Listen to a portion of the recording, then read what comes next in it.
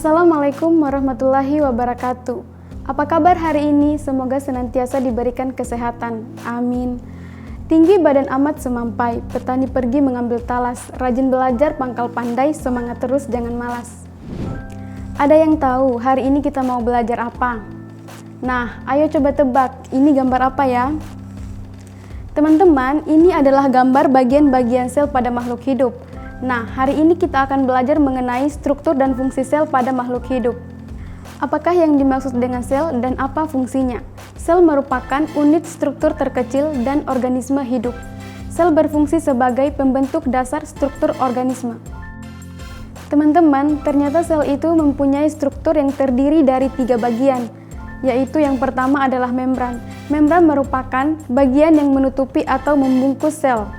Nah, membran ini terdiri dari 2 bagian, yaitu yang pertama membran sel.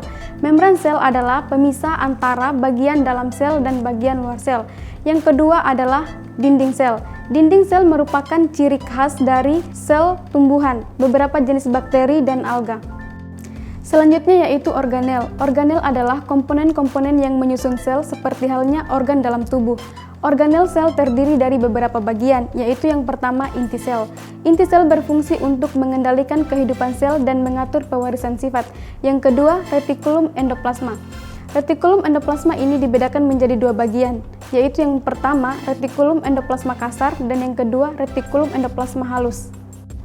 Yang ketiga, ribosom. Ribosom yang menempel pada retikulum endoplasma berfungsi sebagai tempat sintesis protein untuk dikeluarkan dari sel, sedangkan yang terdapat pada sitoplasma menghasilkan protein untuk sel itu sendiri.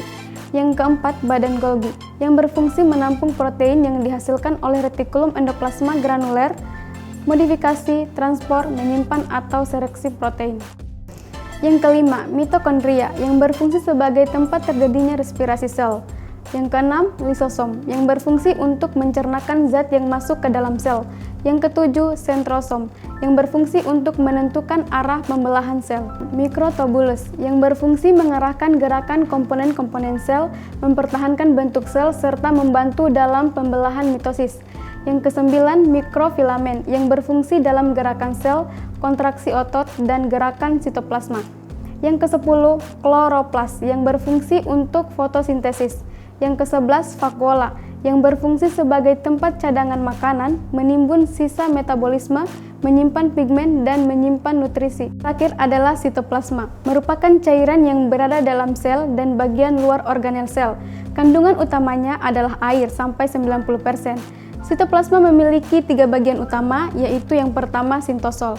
Sintosol merupakan sebutan untuk matriks sitoplasma, yang berfungsi sebagai sumber bahan kimia dan tempat terjadinya reaksi metabolisme. Yang kedua, organel. Organel adalah struktur di dalam sel yang memiliki fungsi tertentu, seperti menyimpan zat makanan sebagai sumber melekatnya ribosom. Dan yang ketiga adalah inklusi. Inklusi merupakan partikel terkecil dari zat-zat larut yang ditahan di dalam sintosol. Inklusi juga berupa butiran penyimpanan energi seperti pati. Oh iya, sebelum kakak lanjut ke pertanyaan, kakak ingin memberikan informasi penting kepada adik-adik, terkhusus yang baru lulus dari SMA, SMK, dan MA, namun masih bingung untuk lanjut di perguruan tinggi yang mana. Tenang adik-adik, kakak merekomendasikan untuk lanjut ke Universitas Muhammadiyah Makassar. Buat adik-adik yang suka mendesain, fotografi, video, multimedia, dan ingin menjadi seorang tenaga pendidik dan kependidikan yang profesional dalam bidang teknologi.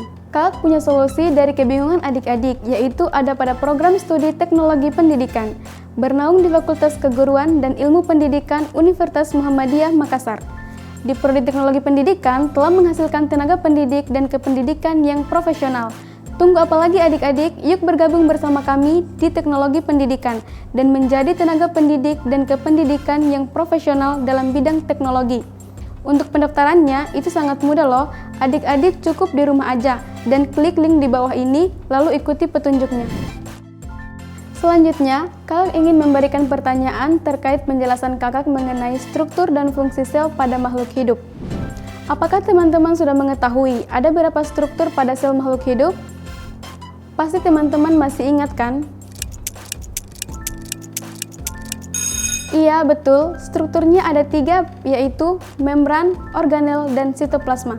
Kakak rasa sudah cukup untuk hari ini, kakak yakin kalian sudah paham. Sekian dan terima kasih, sampai bertemu di pelajaran berikutnya. Wassalamualaikum warahmatullahi wabarakatuh.